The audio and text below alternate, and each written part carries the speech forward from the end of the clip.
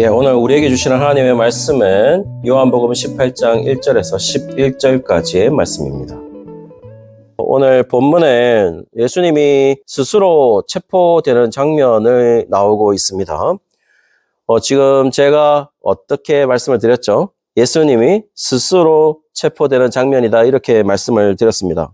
그렇다면 오늘 제목에서 분명히 눈치를 챘으리라고 생각하는데요. 제가 이야기하는 가운데 가장 강조되는 점이 무엇인지 여러분은 대부분 알게 되시리라 생각합니다. 그리고 설교가 끝날 때쯤이면 왜 이렇게 강조가 되었는지도 알게 되시리라 생각을 합니다. 자, 오늘 본문 한번 살펴보시죠. 오늘 본문 한번 살펴보시면 1절에 보시면은 지금 예수님이 계시고 있는 자리가 어디인지를 알게 되죠.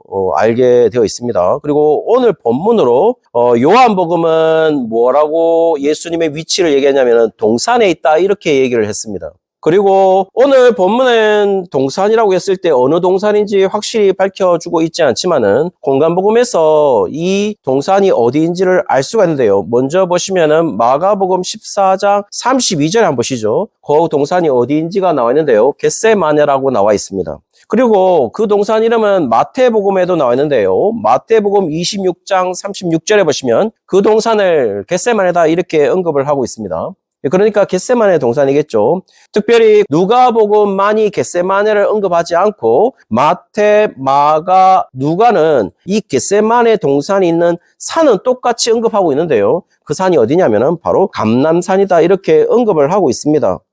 그러니까 겟세마네를 보시면은 한번 지도를 한번 보실까요? 지도를 보시면은 겟세마네가 어디냐면은 감람산의 서쪽 기슭, 그러니까 서쪽 기슭에 있는 동산입니다.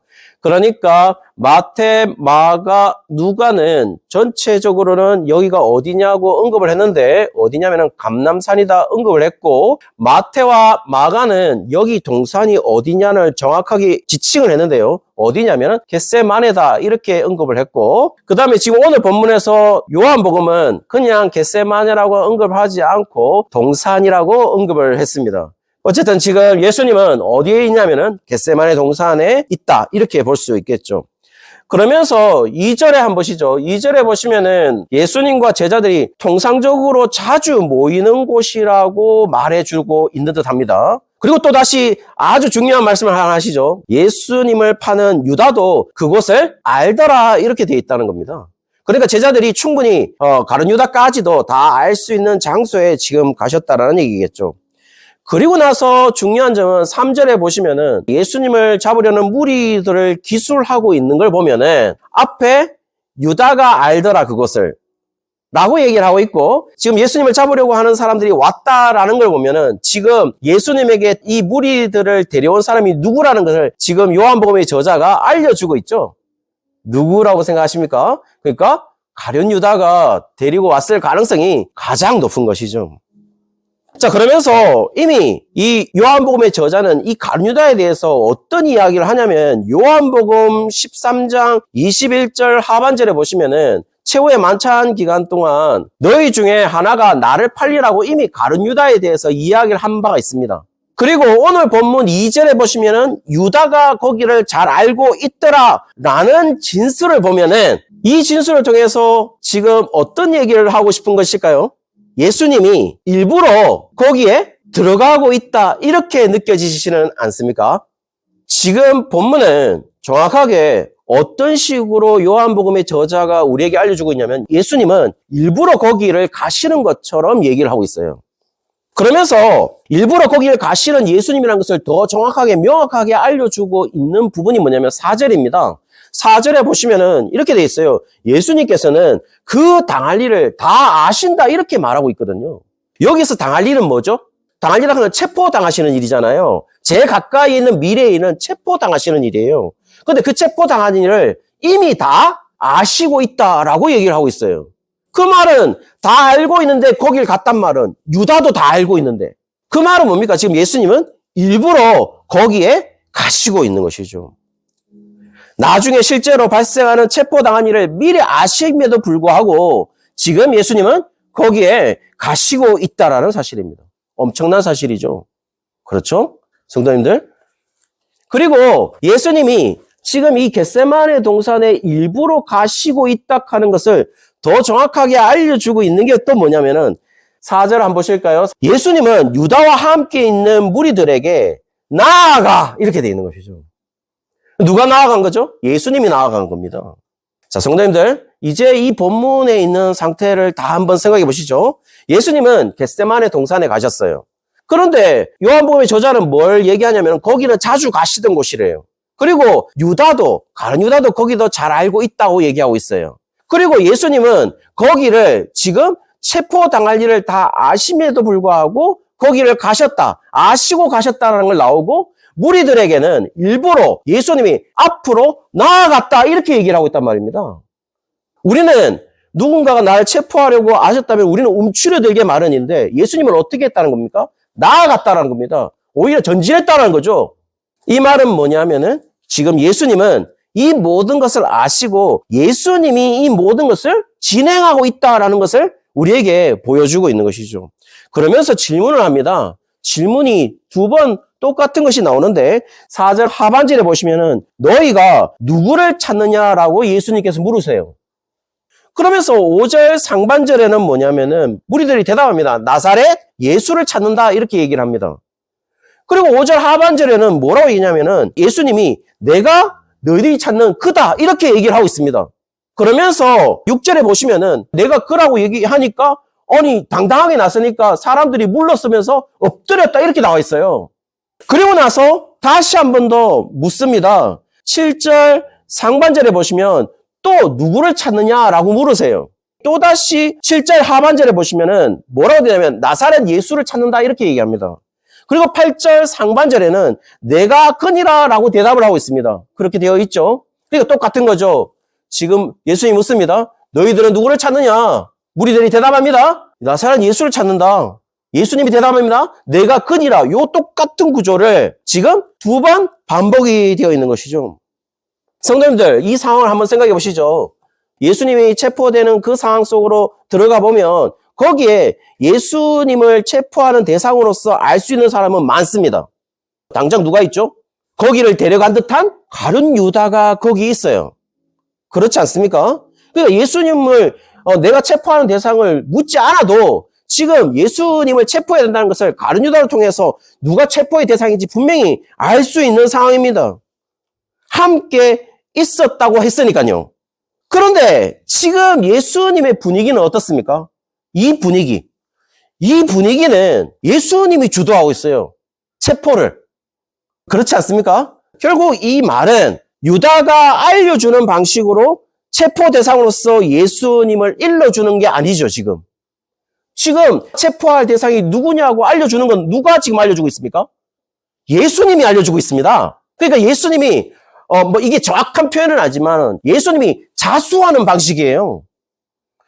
얘들아, 너가 체포할 대상은 나야, 나. 분명히 체포할 대상이 누구인지를 확실히 알 수 있는 가룟 유다가 있음에도 불구하고 너 체포 대상이 나라고 알려주고 있는 것은 예수님이라고 알려주는 것은 가룟 유다가 아니라 지금 예수님 스스로가 알려주고 있다는 겁니다. 중요한 사실입니다. 지금 세상은 말입니다. 세상은 어떠냐면 세상은 예수님을 체포하고 죽이고 싶어 합니다. 3절에 보시면 유다가 데려온 무리는 군대와 대제장들과 바리새인들에게서 얻은 아랫사람이라고 할 때에 군대를 보시면 이 군대가 뭐냐면은 로마 군대입니다. 로마 군대. 원문에는 이 군대를 어떻게 표현했냐면은 스페이라라고 해놨어요. 이 스페이라가 뭐냐면은 보병대입니다. 200명 정도가 되는 보병 중대를 얘기합니다. 그러면 지금 어떤 말입니까? 200명 되는 보병 중대하고 그 다음에 대제장들하고 바리새인들에게서 얻은 아랫사람들이 여기에 왔다라는 거죠. 그렇게 왔다라는 겁니다. 어쨌든 지금 어떤 상황입니까? 여러분 그 속에 있다고 생각해 보십시오. 200명 되는 보병 중대가 오고 있고 대제장들도 함께 오고 있고 그리고 바리새인들에게서 얻은 아랫사람들도 거기 와 있어요. 그러면 이거는 체포되는 것을 비밀스럽게 뭔가 예수님을 급작스럽게 현장범으로 체포하고 있는 게 아니에요. 그냥 많은 사람들이 알고 있는 상태에서 오픈된 상태에서 예수님이 체포되려고 지금 그런 배경을 설명하고 있다는 겁니다. 다 알리고 싶은 거죠. 그렇다면요, 성도님들, 지금 요한복음서의 저자는 뭘 알리고 싶은 것일까요? 예수님은 이런 배경을 얘기하면서 예수님은 도대체 이 체포 당하시는 것을 통해서 우리에게 뭘 알려주고 싶은 것일까요?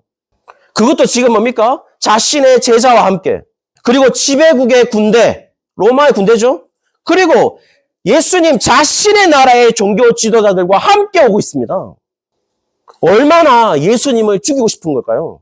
그런 세상의 무리에 예수님의 제자인 가룟 유다와 예수님과 같은 국적의 종교 지도자들이 있다라는 겁니다. 그 말은 뭘 말하는 거겠습니까? 지금 누구하고 함께 있습니까? 이들은 로마 군대와 함께 있는 것이죠. 그 말은 가룟 유다와 대제사장들과 바리새인들에게서 얻은 이 아랫사람들은 지금 예수님 나라에 속한 자들이 아니라 이 로마를 말하는 세상에 속한 자들이라는 사실을 지금 예수님은 스스로 폭로하고 있는 것이죠. 이 부분을 통하여서. 그 사실을 정확하게 얘기하기 위해서 5절에 어떤 얘기를 했습니까? 5절에 보시면 유다도 그들과 함께 섰다 이렇게 말하고 있습니다. 거기에 지금 함께 예수님도 있거든요. 그런데 뭐라고 표현했냐면 유다도 그 사람들과 함께 있었다. 그들이 누굽니까? 로마 군대와 대제사장들과 바리새인들에게서 얻은 아랫사람들입니다. 종교 지도자들과 함께 있는 것이죠. 분명 유다가 그 무리와 함께 있기 때문에 분명히 충분히 체포 대상으로서 예수님을 지칭할 수 있음에도 불구하고, 그리고 로마 군대는 아니더라도 여러분 대제사장들과 바리새인들에게서 온 아랫사람들이라면 예수님이 표적을 엄청 일으켰죠. 요한복음 12장까지 예수님의 표적들로 쫙 이루어져 있어요. 그러면 거기에 엄청나게 많은 사람들이 표적 때문에 따랐다고 이렇게 돼 있거든요. 그렇다면 지금 대제사장들과 이 아랫사람들이 바리새인들이 죽이기 위해서 체포하기 위해서 왔다는 말은 예수님이 엄청나게 자기들에게 적대적인 대상이었다는 겁니다. 자신의 권위를 위협하는 대상이었다는 겁니다. 그렇다면요, 예수님 엄청 유명한 사람입니다.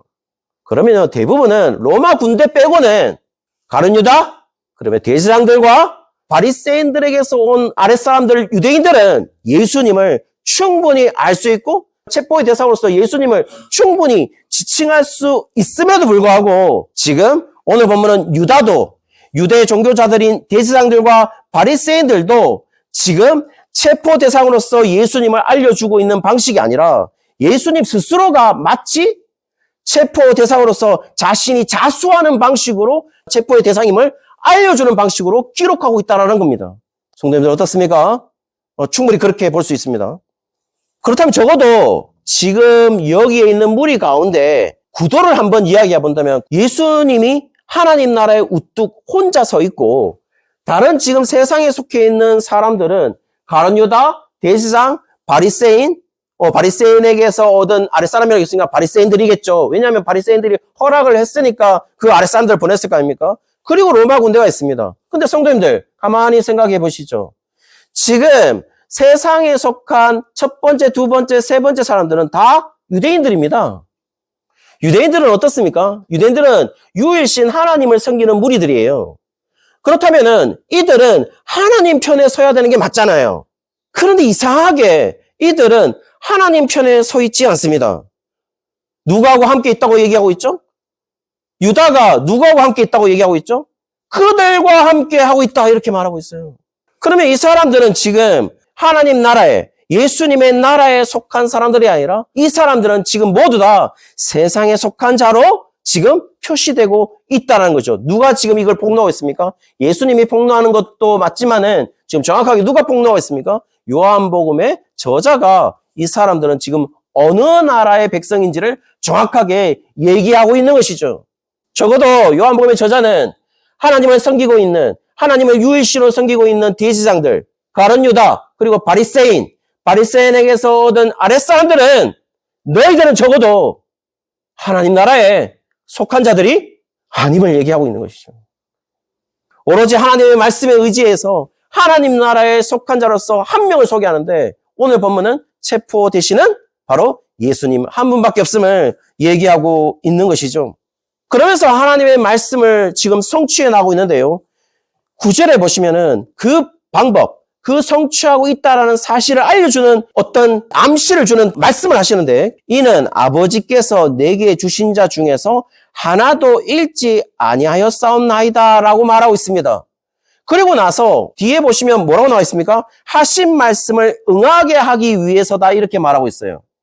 그렇다면 어떤 말씀을 응하게 하려고 하는 것이죠? 이 응하다란 말이 성취하다는 뜻입니다. 그럼 예수님은 지금 어떤 말씀을 성취하려고 하시는 것이죠? 그 말씀을 대부분의 학자들은 요한복음 17장 12절이라고 얘기합니다. 요한복음 17장 12절 한번 보실까요? 거기 보시면 이렇게 되어 있습니다. 내가 그들과 함께 있을 때에 내게 주신 아버지의 이름으로 그들을 보존하고 지켰나이다. 그 중에 하나도 멸망치 않고라고 되어 있어요. 자, 여러분, 여기에 그들은 누굴까요? 제자들을 말하는 것이겠죠. 그러니까 지금 뭐라고 말하냐? 예수님은 내게 주신 아버지의 이름으로 그들을 보존하고 지키는 것이 지금 예수님의 사명이라는 겁니다. 누굴 지키는 것이요? 제자들을. 그 중에 하나도 멸망치 않고 지키는 것이 예수님이다. 이 얘기를 성취하려고 한다는 겁니다. 그러니까 지금 예수님의 말씀은 뭐냐면 체포하러 왔을 때 예수님 혼자 체포됨으로써 이들이 체포되지 않도록 이들을 보호하고 있는 것이죠. 그리고 나서 요한복음 17장 12절에 또 다른 하나의 말씀을 합니다. 제일 마지막에 보시면 다만 멸망의 자식뿐이오니 이는 성경을 응하게 함이니라 이렇게 되어 있습니다. 여기에 멸망의 자식은 누구죠? 제자 중에 한 명인 가룟 유다를 말하는 것이겠죠. 그런데 놀라운 말씀 하나 하셨죠. 요한복음 17장 12절에 이렇게 될 수밖에 없었던 이유는 뭐라고요? 내가 제자들을 보존하고 한 명은 멸망의 자식이 되는데 이렇게 되는 이유가 뭐냐면은 성경을 응하게 하기 위해서다. 이렇게 또 말하고 있어요. 그 성경은 무엇일까요? 시편입니다. 시편 41편 9절에 한번 보십시오. 내가 신뢰하여 내 떡을 나눠 먹던 나의 가까운 친구도 나를 대적하여 그의 발꿈치를 들었나이다. 이렇게 되어 있습니다. 그 말을 지금 성취하는 것이죠. 여기 보시면 내 떡을 나눠 먹던 나의 가까운 친구가 나를 대적했다. 최후의 만참 속에 그 떡을 나눠 먹던 그 자, 그 가룟 유다가 사실 배반하게 되잖아요. 그 말씀을 성취하기 위해서래요. 지금 예수님은 뭘 말하고 있는 것이죠? 이 모든 전개가 사실은 그들이 체포하고 싶어서 나를 체포한다? 날 죽이고 싶어서 나를 체포한다? 그런 인간들의 의지에 의해서 지금 일이 진행되고 있는 게 아니라 지금 모두가 예수님의 의지도 아니죠. 하나님의 의지에 의해서, 하나님의 뜻에 의해서 이 모든 일이 이루어지고 있다라는 사실을 우리에게 알려주고 있는 것이죠. 그러니 체포되는 장면에서도 분명히 체포되는 것은 가룟 유다가 와서 충분히 알 수 있는 예수님이 저 사람 예수님이야 라고 체포하면 돼 라고 할 수 있음에도 불구하고 예수님 스스로가 너가 체포할 사람은 나야 라고 스스로 얘기하고 있는 겁니다. 그러니 이 모든 것을 예수님이 지금 진행하고 있는 것이죠. 누구에 의해서요? 예수님의 의지에 의해서. 그런데 예수님은 이게 어떤 것에 의해서 이루어지는 일이라고요? 모두 다 성경을 응하게 하기 위해서다. 이렇게 얘기하고 있는 것이죠. 그러니까 하나님의 말씀에 의해서 진행되고 있는 일이야. 라는 이야기를 예수님은 끝없이, 그리고 요한복음서의 저자는 이 이야기를 우리한테 계속 하고 있다라는 사실입니다. 사랑하는 성도님들, 오늘 이번 주 고난주간에 쭉 보시면은 예수님 십자가에 못 박히시고 특별히 아주 사소한 일이 하나 기록되는데요. 그 사소한 일이 뭐냐면은 예수님의 통짜옷, 예수님의 그 속옷, 그것을 자르지도 않고 나누지도 않고 자기들이 가지는 일이 발생합니다. 그 사건에 뭐라고 기록됐냐면 성경에 응하고자 이렇게 했다 이렇게 말하고 있습니다. 여러분, 예수님이 비싼 옷 가지고 있었겠습니까? 그냥 목만 빠지는 속옷이에요. 그 속옷입니다. 그리고 그걸 자르지 않고 로마 군대가 어떻게 했는지는 모르겠지만 그래 한 명이 그냥 갖도록 하자 하면서 자르지도 않고 가졌단 말이에요. 그 말은 뭐냐면은 근데 그거를 성경에 그대로 기록되어 있단 말입니다. 성경에 응하기 위해서 그렇게 했다라고 나와 있거든요. 그렇다면 성도님들 지금 뭘 말하고 있는 거겠습니까? 예수님의 모든 촘촘히 점과 같은 모든 이 우리의 눈에 보이는 것들이 모두 다 성경을 응하기 위해서 일어나는 것들이다. 아무리 우리 눈에 소소한 문제라고 할지라도. 그 말은 하나님의 시간표에 있어서 점과 같은 그 시간표가 모두 다 그 시간을 쭉 길게 이해하면 긴 시간이겠지만은 그 점 같은 그 순간순간마다 뭘 이루고 있느냐? 모두 다 하나님의 말씀인 성경을 성취하고 있다는 겁니다. 그 이야기를 하고 있다는 것이죠. 지금 예수님은 뭘 말씀하고 있습니까? 우리한테? 이것을 통해서 우리한테 뭘 말해주고 있는 것 같습니까? 우리의 삶을 살아내는 모든 과정은 하나님의 말씀을 성취하는 방식으로 이루어지고 있다라는 사실을 우리에게 말해주고 있다라는 겁니다. 너가 지금 살고 싶어서, 너가 살아낼 수 있는 힘이 있어서 살고 있는 것 같지? 네가 호흡을 할 수 있으니까 살고 있는 것 같으냐? 그렇지 않다고. 그게 아니라고. 하나님이 그 전과 같은 시간 속에 내 뜻을 반영시켜서 내 뜻을 이루고 있다. 그것이 너의 삶이다. 라는 사실들을 지금 예수님을 통해서 얘기하고 있다는 것입니다. 그러면서 그런 방식을 살아가고 있는 그 사람들 속에 벗어난 하나의 행동을 얘기를 하고 있습니다. 특별히 10절에 보시면 베드로가 칼을 가지고 대제사장의 종을 쳐서 오른쪽 귀를 자르게 한 장면이 나옵니다. 그렇게 나오죠.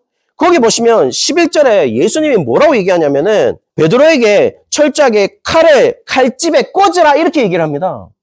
저 꽂으라가 과거 명령형으로 되어 있어요. 어려운 거 아닙니다. 왜 과거 명령형일까? 현재 명령형과 과거 명령형이 있는데 현재 명령형은 계속되고 반복된 동작이고 진행적 동작의 의미를 지시할 때는 현재 명령형을 써요. 과거 명령형은 딱 한 번의 동작만을 지시할 때 과거 명령형을 씁니다. 현재 명령하는 거 과거에 명령하는 게 아니라 동작의 상태를 명령하기 위해서 현재 명령형과 과거 명령형이 있는데 오늘은 과거 명령형을 사용했다는 것은 딱 한 번의 동작을 얘기했다는 겁니다. 그 말은 뭘 말하는 것이겠습니까? 칼을 칼집에 넣었으니까 이 칼집에 넣는 것을 반복되거나 진행적이거나 계속된 동작으로 그렇게 해서는 안 되고 딱 한 번 집어넣고 다시는 그게 반복되어서는 안 된다라는 이야기를 과거 명령형으로 하고 있는 것이죠. 그 말은 뭘 말하는 것이겠습니까? 베드로 보고 말하는 겁니다. 다시는 칼을 뽑아서는 안 된다고. 그거는 지금 뭐냐면은 결국에는 자기의 뜻에 움직이는 방식이잖아요. 예수님은 얘기를 했습니다. 뭐라고 얘기를 했습니까? 하나님 말씀에 따라 움직이는 그 방식으로 우리가 살아야 되는 것이지 않겠습니까? 그러면서 11절에 우리가 취해야 하는 방식을 11절에 얘기를 했어요. 아버지께서 주신 잔을 마셔야 한다. 네가 먹고 싶어서 먹는 그 잔이 아니라 아버지께서 주신 그 잔을 마셔야 된다. 그 말은 뭡니까? 하나님의 시간표에 따라서 하나님의 말씀만 성취되는 방식으로 우리의 삶을 살아내야 된다. 이런 얘기를 지금 우리에게 하고 있다는 것이죠.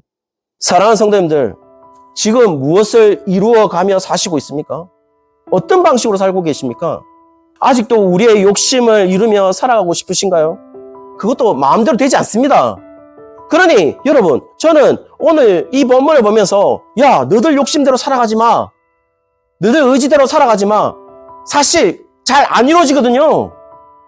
저는 그 말을 하고 싶은 게 아니라 지금 오늘 본문의 말씀은 우리가 교회를 다니지만은 교회를 다니고 예수님을 믿지만 실제적으로 우리가 우리의 삶이 하나님의 말씀만 성취되고 있는 그런 삶이라고 알고 있는 자가 몇 명이 될까요? 그리고 오늘 본문은 우리에게서 이루어지는 것은 오로지 하나님의 말씀밖에 없다라는 사실을 우리에게 보여주고 있는 것이죠. 그리고 더 심각하게 한번 얘기해 볼까요? 하나님의 말씀을 성취하면서 살아갈 수 있는 자는 지금 여기에 함께 참여하고 있는 우리뿐이다, 이 얘기를 하고 싶다는 겁니다. 사랑하는 성도님들, 고난에 참여한다는 게 무엇입니까? 어떤 의미로 생각하십니까? 우리의 삶을 절제하는 건요? 저는 그렇게 생각하지 않습니다. 우리 아이들에게 미디어 금식, 저는 그렇게 생각하지 않습니다. 고난주가. 우리가 조금 웃어야 할 일을 조금 참는 거? 난 그렇게 생각하지 않습니다. 고난주간에 특별히 이때까지 안 나가다가 새벽기도 나가는 거? 고난주가 특별 새벽기도 하는 거? 저는 그렇게 생각하지 않습니다. 그러면 맨날 목사님들은 맨날 새벽기도 가야 되니까 고난주간 맨날 하는 거잖아요. 그러면 목사님들이 가장 많이 참여하는 건가요? 저는 그렇게 생각하지 않아요. 저의 고백입니다. 저는 단 한 번도 부활절날 기쁘지 않았습니다. 저는 그랬습니다. 솔직한 고백으로. 부활절이 뭐 그래 특별한지 단 한 번도 그렇게 생각되지 않았습니다. 왜냐면 너무 힘들었으니까. 맨날 나는 스타디움에 가야 됐으니까. 많은 분을 데리고. 그리고 그거에 올인하고 있었으니까 저 혼자. 저는 부활절 단 한 번도 기쁘지 않았습니다. 고난주간, 나는 모든 게 고난 같았습니다. 제 삶이. 그런데 그게 진짜 고난주간일까? 내가 고난에 참여하고 있는 걸까? 여러분, 예수님 그 채찍, 나중에 여러분 매일 묵상 속에 채찍을 한번 설명해 드릴 겁니다. 그 채찍 한번 보십시오. 그 채찍 맞으라 하면 맞겠습니까? 고난에 참여하면 그 정도는 해야죠. 우리가 십자가에 못 박혀야죠. 할 수 있겠어요? 못합니다, 저는. 그렇다면 지금 우리가 고난에 참여한다는 게 뭘 의미하겠습니까? 저는 단연코 이렇게 말씀드릴 수 있습니다. 하나님의 말씀이 성취되는 자가 바로 너희다라는 사실을 아는 것이 고난주간에 참여하는 것입니다. 그걸 알지 못한다면 우리는 고난주간에 참여하는 게 아닙니다. 우리 보고 지금 예수님처럼 너 십자가에 못 박혀라. 우리의 죽음이 뭐 그래 대단한데요. 우리의 죽음 암만 죽어봤자 세상 사람들 구원하지 못합니다. 예수님처럼 죽어라. 예수님처럼 십자가에 못 박혀라. 예수님처럼 채찍에 맞아라. 이 얘기가 아니라 지금 현대에 사는 그리스도인들에게 고난에 참여하는 것이 무엇이냐? 예수님이 하시는 방식은 딱 하나의 방식이었다는 겁니다. 하나님의 말씀을 성취하면서 이루어가는 방식이었다는 겁니다. 자기의 뜻이 아니라. 그렇다면 그렇게 사는 것이 우리가 고난주간에 예수님의 고난에, 예수님의 죽음에, 예수님의 부활에 참여하는 자이지 않겠습니까? 아무쪼록 오늘 다시 한번 말씀드리지만 고난주간이 시작되었습니다. 여러분, 오늘 고난주간에 있으니까 오늘 이번 주간부터 좀 더 슬퍼해야지. 이게 고난주간이 아니라 내가 좀 더 힘들게 살아야지. 그게 고난주간이 아니라 내가 하고 싶은 거 더 절제하며 살아야지. 그게 고난주간이 아니라 우리 아이들에게도 그렇게 말씀하지 마세요. 그 고난주간 아닙니다.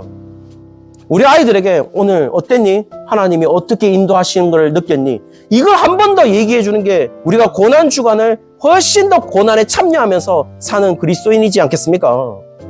그런 삶으로 우리가 일주일, 그리고 다시 우리가 일주일 뒤에 부활 참여하는 우리 모든 그 교회 성도님들 되시기를 주의 이름으로 축원합니다.